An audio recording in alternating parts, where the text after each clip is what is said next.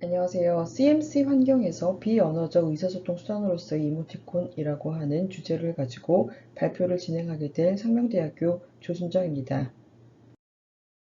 이 발표는 크게 네 파트로 구성이 되어 있는데요. 첫 번째 서론 부분에서는 이 연구를 수행을 하게 된 그 동기와 배경에 대해서 말씀을 드리도록 하겠습니다. 두 번째 파트에서는 이 연구를 수행함에 있어서 저희가 참고를 했었던 그런 선행 연구들과 이론적 배경에 대해서 말씀을 드리겠습니다. 그리고 세 번째, 네 번째 파트에서는 이번 연구에서의 가장 이제 본론 핵심 부분이라고 할 수 있는 비언어적 의사소통 수단으로서의 이모티콘 그 분석 틀에 있어서 감정 표현과 관계 표현을 중심으로 해서 분석한 내용과 그 결과에 대해서 말씀을 드리도록 하겠습니다. 먼저 CMC, 즉 컴퓨터 매개 커뮤니케이션이라고 하는 것은 네트워크 플랫폼을 통한 인간의 커뮤니케이션을 이르는 그런 정의로 우리가 정리를 해볼 수가 있겠는데요. 과거에는 이 CMC라고 하는 것이 전자메일이나 온라인 채팅, 소셜 네트워킹 사이트처럼 단순히 기존 데스크탑을 통한 컴퓨터 매개 통신을 의미를 했다면 지금 현재에는 그 의미가 확장이 되어서 현재 CMC라고 하게 되면 인터넷이나 휴대전화 텍스트 그리고 인스턴트 메시징을 포함해서 디지털 기술을 통해 수행되는 텍스트 기반의 인간관계의 상호작용 전반을 뜻하는 그와 같은 용어로서 확장이 되고 있습니다. 이와 같은 CMC의 의미 확장은 전통적인 데스크탑과 노트북 PC를 보완을 해서 스마트폰이나 태블릿 PC가 현대인들의 커뮤니케이션에 더 강력하게 영향을 미치고 있음을 보여주는 것이기도 한데요. 또한 그에 따라서 우리의 소통 방식이 다양한 형태의 컴퓨터 기술 기반으로 한 인스턴트 메시지 형태로 변화되고 있음을 확인시켜 줍니다. 실제로 우리나라의 통계를 보게 되면 우리나라 인터넷 이용자 비율이나 또 우리나라의 성인, 그러니까 한국의 성인 스마트폰 사용률이 2017년 이후로 약 90에서 93% 수준을 변함없이 유지하고 있는 것으로 보여지고 있는데요. 이와 같은 기술의 발전과 함께 동반 성장한 그 디지털 문화, SNS 문화 영향으로 우리는 이제 직접 얼굴을 마주하지 않고도 서로의 소식을 주고받으면서 인터넷으로 대화를 나누는 것이 일상화되었습니다. 특히나 코비드-19 이후에는 이와 같은 디지털 환경에서 컴퓨터 매개 커뮤니케이션, 이 CMC 환경이 더욱 강화될 전망입니다. 그래서 이와 같이 최근 소셜 네트워크 증가에 따라서 이런 CMC 소통 방식이 증가할 수밖에 없는 그런 사회 환경이 조성되어 있고요. 그래서 이 인터넷 공간 안에서 시공간의 한계를 넘어서 굉장히 다양한 사람들과의 소통이 가능해지게 되었고 또 모바일 SNS로 이루어지는 사람 간의 소통이라고 하는 것이 직접 만나지 않은 채로 의사소통이 이루어지게 되는 그런 환경이다 보니까 그 페이스 투 페이스 대면 환경과 비교를 해봤을 때 이 비언어적인 요소가 없는 소통 환경에서는 문자 메시지만으로 소통을 할 수밖에 없게 되는 것이고 그렇게 하게 된다면 상대방의 몸짓이나 얼굴 표정, 즉 대면을 통해서 인지할 수 있었던 그와 같은 방식들을 볼 수 없기 때문에 이에 따라서 섬세하고 복잡한 감정 표현을 정확히 인지하는 데는 어려움이 따를 수밖에 없는 그런 환경이 되는 거죠. 그렇게 이제 이와 같은 일이 반복이 되게 되면 상호 간의 소통의 오류가 나올 수도 있는 것이고요. 그래서 이런 CMC의 의미가 확장이 됐고 이와 같은 환경이 확장이 되면서 이와 같은 비언어적인 소통 수단의 한계를 극복할 수 있는 그런 수단 중에 하나가 바로 이모티콘을 사용한 소통이라고 할 수 있겠습니다. 대면 상황과 비교를 했을 때 비대면 CMC 소통 상황에서 가장 부족한 부분을 바로 비언어 커뮤니케이션적 요소라고 우리가 정리를 해볼 수가 있겠는데요. 메리비안이라고 하는 이 학자의 경우에는 실제로 의사소통에서 언어의 비중을 단 7% 정도로 보고 손짓이나 몸짓, 자세, 그리고 어조와 같은 그런 비언어적인 요소의 비중을 약 93% 정도로 보기도 했습니다. 이 점에서 이제 우리가 시사점으로 볼 수 있는 부분은 언어를 통해서 전달하는 정보성이 중요한 경우를 제외하고는 그러니까 비언어적인 요소가 의사소통에서 차지하는 비중이 상당히 높다는 것을 우리가 여기서 이제 정리를 해볼 수가 있겠는데요. 그래서 사람들은 대면하지 않은 그런 상황에서도 상호작용적인 몸짓을 사용을 하고 몸짓을 쓰지 말라고 하는 그런 요구를 받게 되면 말을 하는 것 자체에도 불편함을 느낀다고 합니다. 따라서 CMC와 같은 그 비대면 소통 상황에서는 이와 같은 비언어적인 그런 소통 요소들을 무언가 다른 방식으로 보완할 수밖에 없는 필요성이 있을 수밖에 없다는 그런 상황으로 정리를 해볼 수가 있겠습니다. 정리하자면 비언어 커뮤니케이션의 정의는 커뮤니케이션 상황에서 관여되는 모든 비언어적 자극이라고 간단히 정의를 내릴 수 있겠는데요. 이 비언어적인 자극, 그 비언어 커뮤니케이션의 어떤 그 종류나 유형을 좀 살펴보자면 선행 연구자들이 연구한 바로는 한 두 가지 정도를 좀 볼 수가 있을 것 같습니다. 먼저 언어적 행위와 비언어적 행위를 구분해서 정리를 한 말란드로의 그 연구를 보게 되면 비언어적 행위에는 목소리의 크기나 속도, 음의 높낮이와 같은 목소리의 특징을 포함하는 어떤 비언어 음성 행위 뿐만이 아니고 제스처나 자세, 신체 접촉, 시간이나 공간의 사용, 그리고 의복이나 장신구, 신체적 외양 같은 것들이 포함되는 그와 같은 비언어, 비음성 행위 등을 포함을 시켜 놓았습니다. 또 해리슨 같은 경우에는 크게 한 네 가지 정도로 정리를 했는데요. 첫 번째는 행위적 코드라고 해서 제스처와 얼굴 표정, 신체 접촉과 같은 그런 신체 움직임과 목소리 높낮이 톤과 같은 그런 음성을 포함하는 의사 언어적 행위.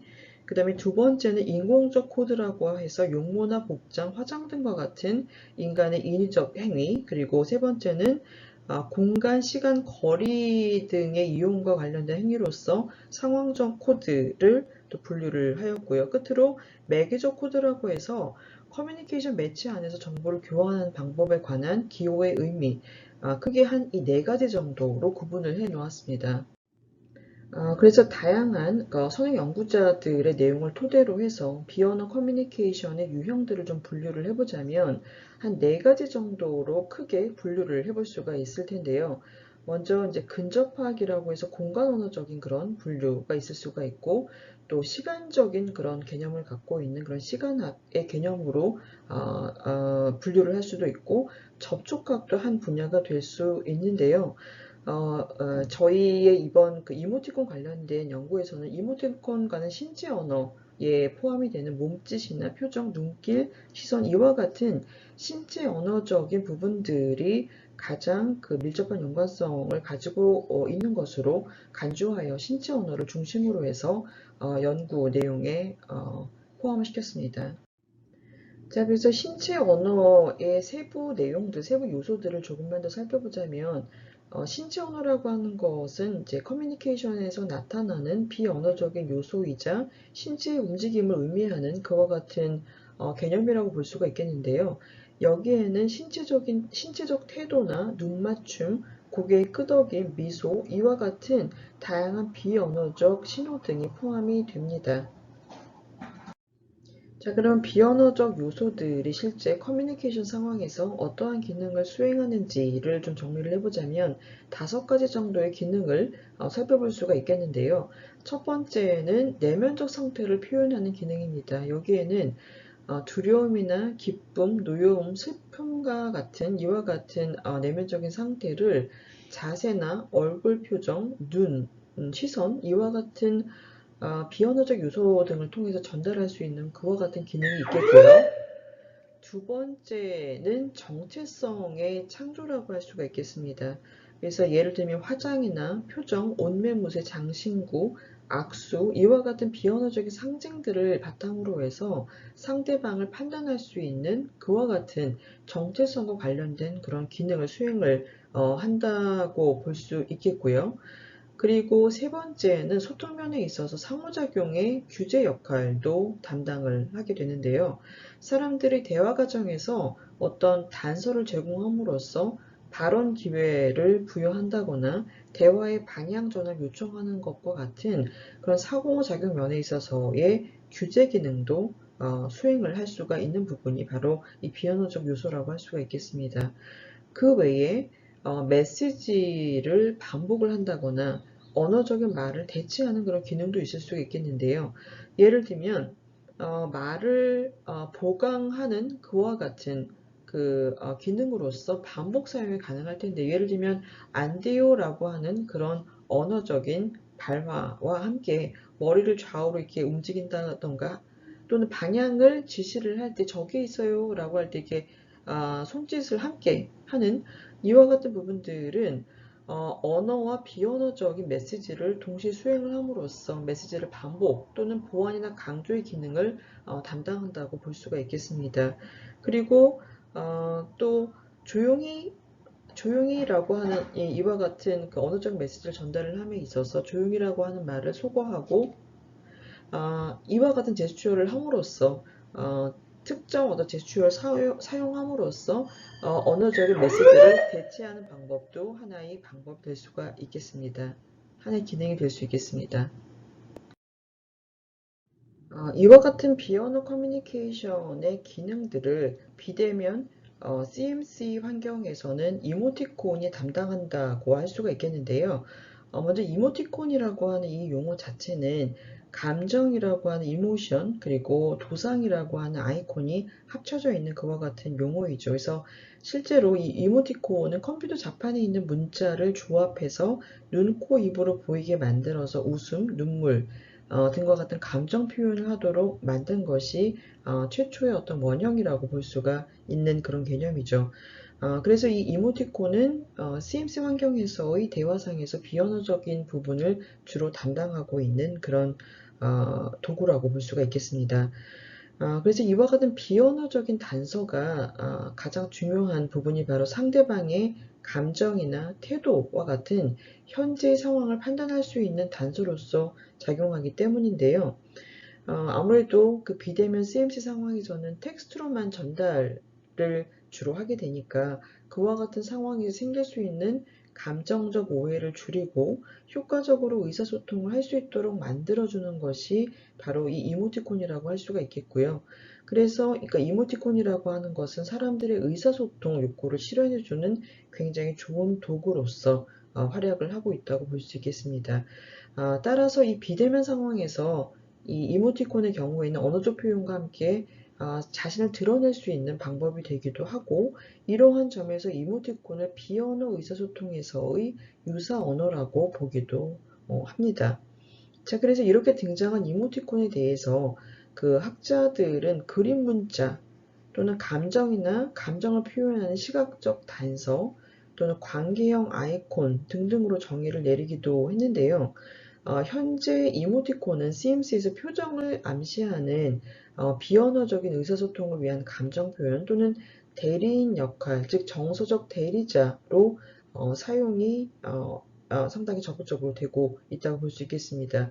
그래서 초기에 아주 단순한 형태의 얼굴 표정을 재현했었던 이모티콘들이 이후에는 현재까지 계속 더 복잡하고 미묘한 감정을 표현하기 위해서 점점 감정을 풍부하게 시각화하는 그런 그래픽 형태로 발전해 나갔고, 이후 이모티콘, 현재 사용하고 있는 그 이모티콘들 같은 경우에는 그 모션, 움직임이나 상황, 배경에 대한 맥락 정보까지 표현을 함으로써 커뮤니케이션 효과를 극대화시키고 있는 그런 상황입니다.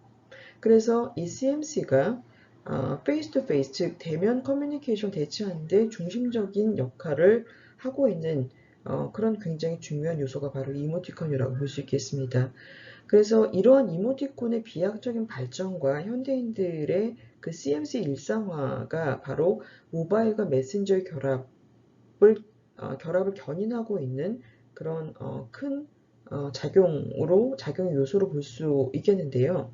그래서 최근에는 이모티콘은 SNS 의사소통에서 중심적인 기능을 담당하고 있다고 해도 과언이 아닐 정도로, 그리고 상업적으로도 그 규모가 굉장히 커지고 있습니다. 그래서 심지어는 사람들이 자신이 원하는 캐릭터나 자신이 표현하고 싶은 주요 정서를 담은 이모티콘을 구매해서 사용할 정도로 이 이모티콘은 SNS 의사소통에 굉장히 중심적인 역할을 하고 있죠.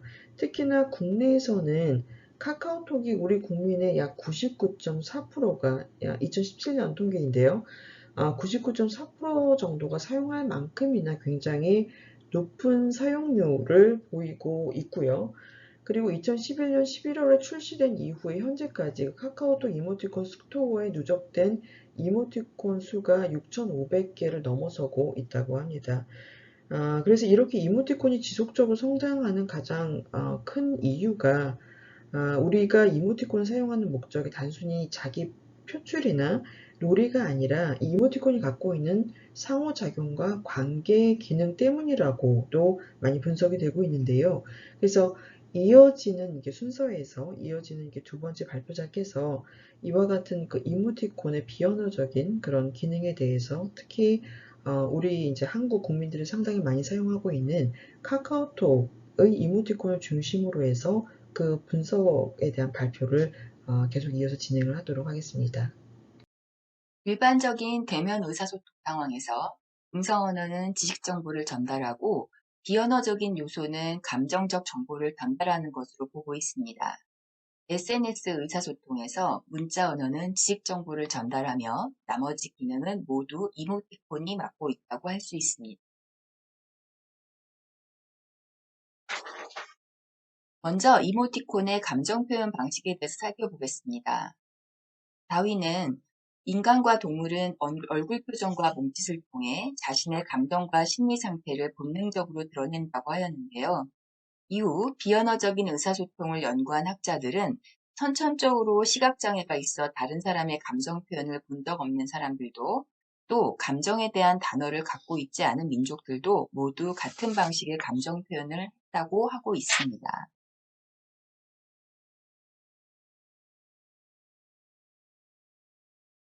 그림 1은 기쁨과 즐거움을 표현하는 이모티콘들입니다. 눈을 크게 만들어 보이는 것만으로도 기쁨을 표현할 수 있는데 일반적으로 긍정적 감정 상태가 될 때는 동공이 확장되는 것과 같은 것에 근거한 표현 방식이라고 할 수 있습니다. 이와 같은 이모티콘을 사용하게 되면 좋아요라고 말하는 것과 같은 효과를 거둘 수 있습니다. 그림 2는 슬픔을 표현한 이모티콘 사례입니다. 자세를 웅크리고 눈물을 흘리는 모습으로 표현되어 있는데요.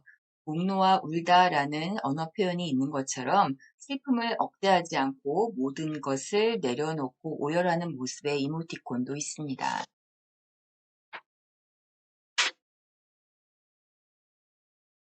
그림 3은 분노와 혐오를 표현하는 이모티콘들입니다. 눈매가 뾰족하게 위로 올라가고 낯빛이 어두워지거나 물길이 치솟거나 무엇인가를 걷어차거나 던지고 몸부림을 치는 것과 같은 과격한 동작으로 표현되어 있는데요. 이것은 실제로 화가 나면 심박수가 증가하고 체온이 상승하게 되는 신체적 경험에 근거한 표현 방식이라고 할 수 있습니다.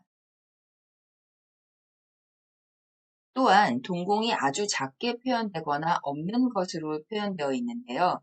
이것은 실제로 분노와 혐오 같은 부정적 감정이 들었을 때 동공이 축소되는 것과 같은 것과 관련이 있습니다. 카카오톡에서 이와 같은 이모티콘을 사용하게 되면 따지고 화났다 의미뿐만 아니라 싫다라는 뜻으로 거절의 의사까지 표현할 수 있습니다.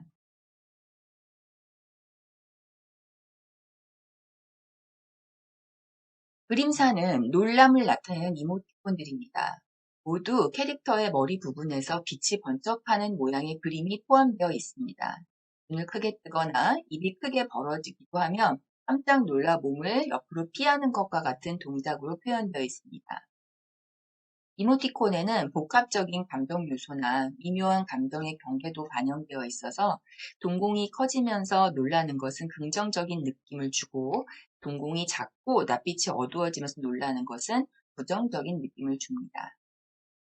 그림 5는 두려운 감정이 들면 체온이 내려가서 몸이 떨리는 모습을 표현한 두려움의 이모티콘입니다. 이 밖에도 부끄러운 감정이나 정확하게 표현하기 어려운 불편한 심정을 드러내는 이모티콘들이 많이 포함되어 있습니다.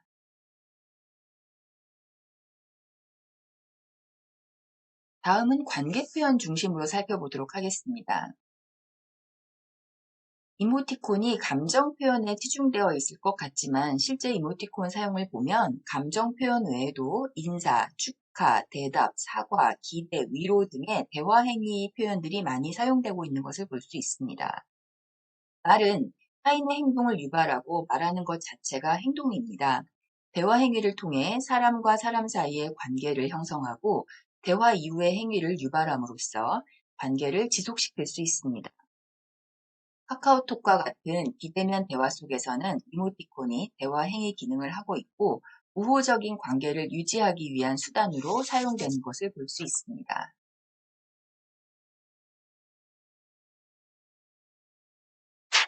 카카오톡을 보면 이모티콘은 주로 대화를 시작하거나 끝낼 때 자주 사용되는 경향이 있습니다. 그림 7에 제시한 이모티콘은 손을 흔들거나 경례를 하는 동작을 한 이모티콘으로 안녕하세요와 같은 언어 표현에 상응된다고 볼 수 있습니다.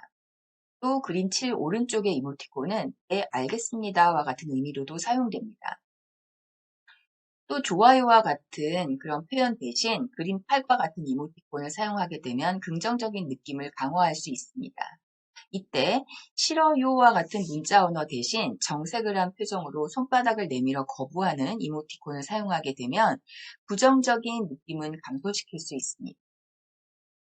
우리는 의사소통에서 상대의 제안이나 요구에 대해 거절을 하게 되면 거절을 하는 사람도 거절을 당하는 사람도 일종의 체면 손상을 경험하게 되는데요. 이모티콘 캐릭터가 가지고 있는 유머의 힘 때문에 거절이라는 대화 행위를 하면서 부정적 정서를 감소시킬 수 있는 효과가 있습니다.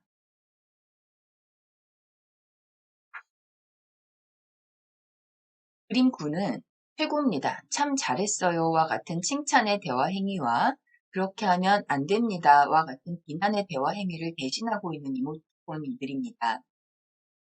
비난 역시 상대방의 체면을 손상시키는 부정적인 대화 행위입니다.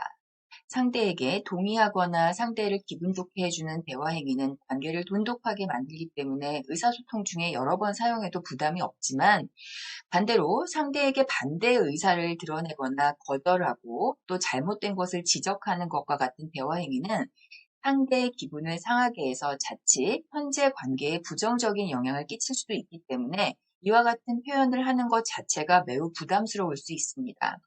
그런데 이와 같은 이모티콘을 사용하게 되면 캐릭터가 가지고 있는 유머와 희화를 통해서 의사소통 상황에서의 부정적인 정서를 감소시킬 수 있는 것으로 보입니다. 그림 10은 축하의 의미를 전달하는 이모티콘들인데요. 굉장히 다양한 동료가 포함되어 있습니다.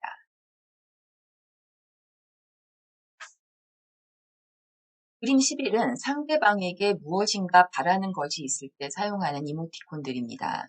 두 손을 모아 기대감을 표현하고 있으며 선택하는 이모티콘 캐릭터의 표정에 따라 흑심이 있다거나 하는 등 다른 의도가 있음을 보이는 기대 또는 간절한 열망을 구분해서 표현할 수 있습니다. 그림 12와 같이 엎드려 두 손을 모아 비는 행위를 하는 이모티콘은 사과의 의미를, 토끼 캐릭터가 작은 캐릭터를 안고 눈물을 흘리며 토닥이는 행위를 한 이모티콘도 있는데요. 이 경우에는 공감과 위로의 의미를 전달합니다. 그림 13은 안경을 쓰거나 고개를 갸웃거리면서 물음표를 제시하고 있는데 이 이모티콘은 지금 상황이 매우 의문스럽거나 또 하니 답변을 또 요구하는 그런 대화 행위를 대신하고 있다고 볼 수 있습니다.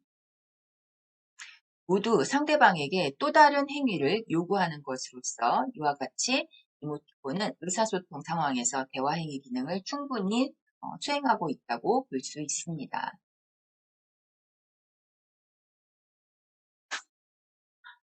이모티콘은 비대면 대화 상황에서 일종의 간접 대화 행위 같은 기능을 하는 것으로 보입니다.